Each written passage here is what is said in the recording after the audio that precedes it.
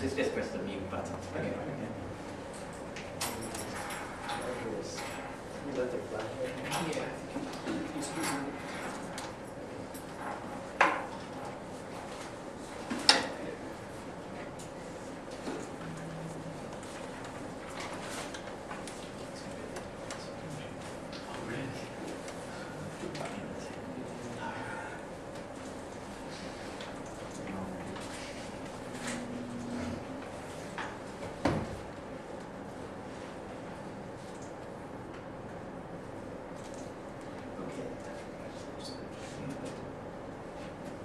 There we go. Hi, hello everyone.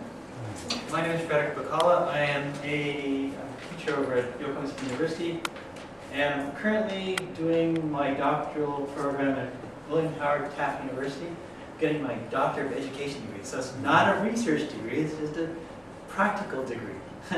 My topic is actually about culture and culture interference in second language learning, and I guess we can talk about specifically English. We can also talk about intercultural learning too, because in a way it's all kind of connected. Anyways, I'm just going to ask you a question and just think in your mind, you don't have to answer now, but just think in your mind this question here. Think about your experiences in the classroom. What are some forms of interference in the classroom? I've been teaching now for, wow, almost 18 years. I taught in the university, actually college level in America, in the United States. Taught college level here. And there's actually a lot of stuff when I think about the forms of interference, and it's rather different in each place. In the United States it's slightly different, in Japan it's slightly different. But I can see they're very somewhat related. So my purpose of this presentation is actually talking about interference. Interference in learning a language, or just in this case I guess English, and also intercultural relationships too. So, of course I'm focusing on cultural interference because that is my kind of lovely topic that I've been researching now for the past 2 years. You know, how culture, not just culture as in like L1, but culture as in everything else. Country culture, classroom culture, curricular culture, legal culture, because a lot of legal stuff actually does influence how you learn language. So, and I'm focusing culture as culture itself, because a lot of part of culture actually interferes with how you learn another language. Okay. So, first, this is basically, I got it right from the dictionary. What is culture? There are actually 4 sets. You can read this on your own. It's basically customary beliefs, social forms, material traits, etc. for each social group. That's for A, and then B is a shared set of shared attitudes, values, goals, and practices that characterizes an institution or organization. Very, very important to include this institution or organization, because I will go over this a little bit later. A set of values, conventions, or social practices associated with a particular field, activity, or societal characteristic. And then D, the integrated pattern of human knowledge, belief, and behavior that depends on the capacity of learning and transmitting knowledge to succeeding generations. Now, interference in L2. I did some previous literature work on this concept of cultural interference in L1. And even last year, I actually have 2 publications that I've already published on cultural interference and also L1 interference. I also did a presentation at Asian TESOL convention last year in the Philippines on this topic of culture interference and L1 interference in second language learning. The easiest one is L1. This is easy, very simple. L1 can interfere with L2. Now think about it. Languages, when you write language, for example, Hangul, which is Korean language, very different from, say, English. Japanese, vice versa. And then other languages that use the same Roman letters as English. So that can cause interference. Grammatical structure, this is easy, that's obvious. Subject, verb, object, and then that's standard English. And for example, Korean and Japanese is subject, maybe the object, and definitely the verb, that form. My favorite one is this one, culture interference. This is the one I'm actually very interested in. And I did a lot of like research and checked it out, did literature reviews on this, and I found this. Basically, it's embedded in 4 components of social cultural competence when you think about cultural interference. Social, contextual factors, stylistic appropriateness factors, and cultural factors and nonverbal factors. And this one, I actually published this from last year. Basically, language is part of culture, so culture factors obviously have to inhibit when you're trying to gain fluency in a second language. That makes sense, right? To me, that makes sense to me. So, opening on culture, thinking about culture, what are some examples of Japanese culture or cultural styles which could have caused interference in the classroom? Well, there's a lot of things. I'm thinking of, when I'm thinking about Japanese culture, you notice in the class, nobody asks questions. Nobody. It's funny when, you know, I taught here, questions. I'm trying to wrap my head around the word interference. Can you just briefly tell us why you chose that word rather than influence or subjectivity? Because interference seems to imply an antagonism, whereas, for example, Korean and Chinese, the kanji, it actually could be an asset. Well, that's why. That's the point. That's the point. Because if you think about it, that's why actually Koreans tend to have an easier understanding of English or of Japanese. Yeah. Because of that. Right. That's so right. Why interfere? Why not influence or?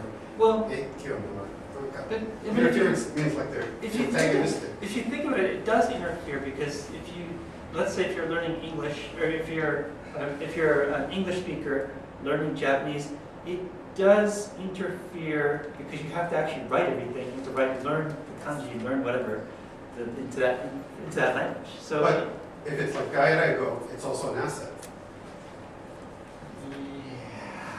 Yeah. Let me come to that a little later. I want to go ahead and finish up what I had here. But that's interesting. You have an interesting point. I'll have to think about that too. All right. So now, I did kind of explain the other cultural factors that can interfere. I'm going to go ahead and go over all of these in a second here. So I have classroom culture, and I'm using my own experience in the United States and here in Japan. I noticed classroom culture, and also here, by the way, at Lakeland University. I noticed when I was teaching at a college in the United States, I noticed that everybody, and it didn't matter what nationality you were, because it was actually a very good class, was able to communicate in English and learn English together. It was a different format than, say, here, where most of the students are Japanese students, and you have very few international students or non-Japanese students. So it was almost like, and I think I remember it was from the last presentation I went to, the them versus me person kind of feeling. That could also cause interference. I have curricular culture because I'm thinking of school curriculum. I don't know if you've ever heard I remember when I was teaching in America, and even possibly here, there's English only. English only classes. I mean, yes, it's good, but also bad. The English only idea of only English in the classroom is good, but in other sense, it's also bad. So that's what I'm talking about when I'm talking about the curricular culture. Where you learn the language is obviously a big way to cause interference. Think about it. If you learn English in Japan, do you have an easier chance of mastering English? Probably not. If you learn English in the US, UK, Australia, etc., more than likely you're going to eventually become fluent in that because you're in the language, you're in the culture. I also have family or personal culture can cause cultural interference. The parents' level of cultural literacy and participation in traditions. So, if your parents or your family culture is very strong in one cultural, in your own home culture, and doesn't have knowledge of other cultures, that can interfere with your learning of culture too. World views of extended families and culture groups, because actually the world views of, if your family or yourself is more, interested or understanding of world culture, then you're more in tune to learn the language and actually hopefully gain fluency in it. Then I have personal interest in traditional, non-traditional ways, because again, if you are kind of a non-traditional person, most likely you want to learn you want to get out of your own traditional culture, and that's how you learn English, or you want to go to another place. Then I have this culture difference in language. This is actually kind of interesting because I found this article about offensive language, and learning offensive language is difficult because, for example, in English, there are many ways to say the F word, but in other cultures, there's only like one or two. So that can cause interference too. And even I read this. They were translating this one movie from English to French, and it didn't translate correctly because when you say F you everywhere in French, it doesn't translate. It's actually a completely different thing. So if you actually saw the translation, that's not what they said. They said something else. So that also can cause interference too. All right. Now, there are some ways to destroy this interference, and I have several stuff here.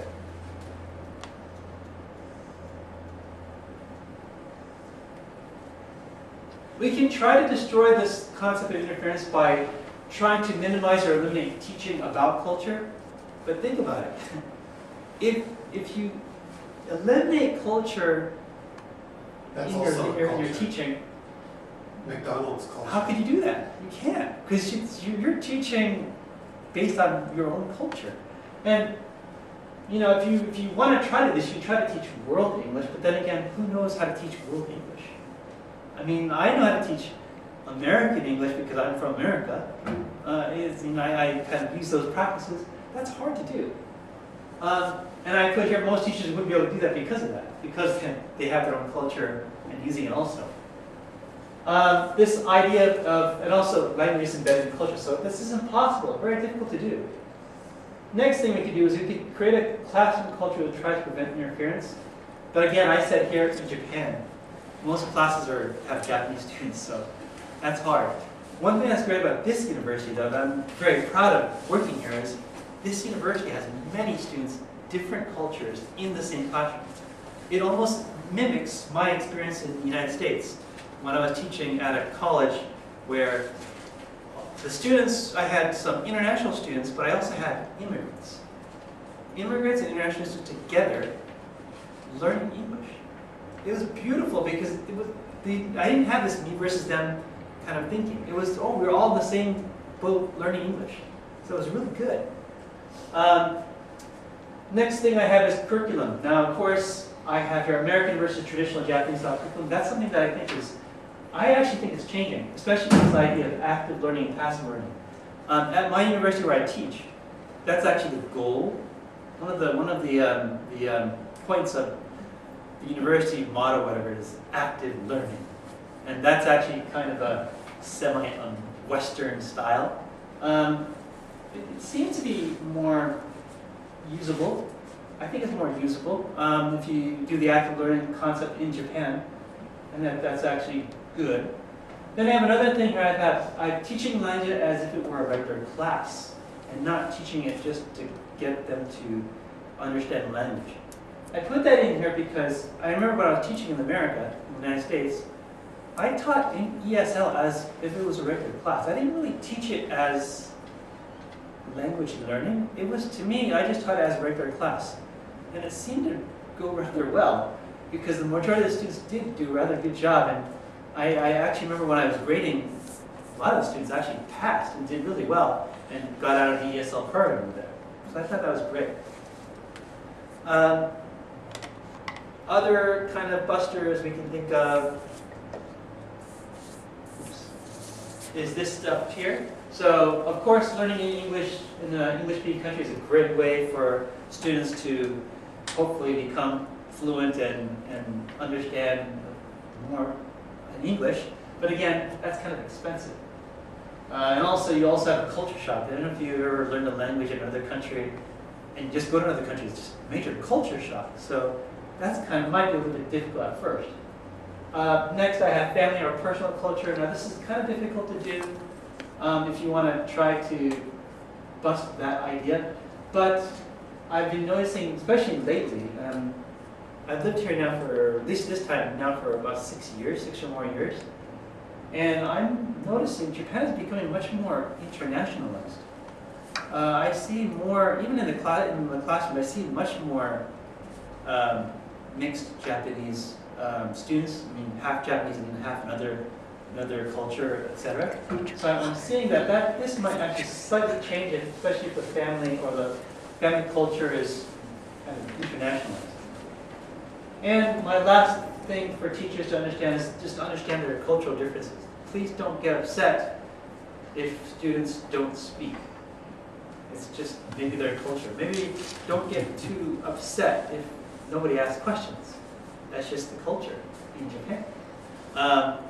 Don't be upset when a student doesn't want to look at you. It's just, that's the culture. So just, I guess this is for teachers and for students. Just try to understand each other. And I think it'll be fun. Okay? Any questions? So my presentation is done, and I'm actually very happy to be here again, and I'm glad that you're all able to see this, because great place to, yeah. So about 15 minutes. Are there any questions? Okay. Of course, my Japanese students are going to ask questions, right?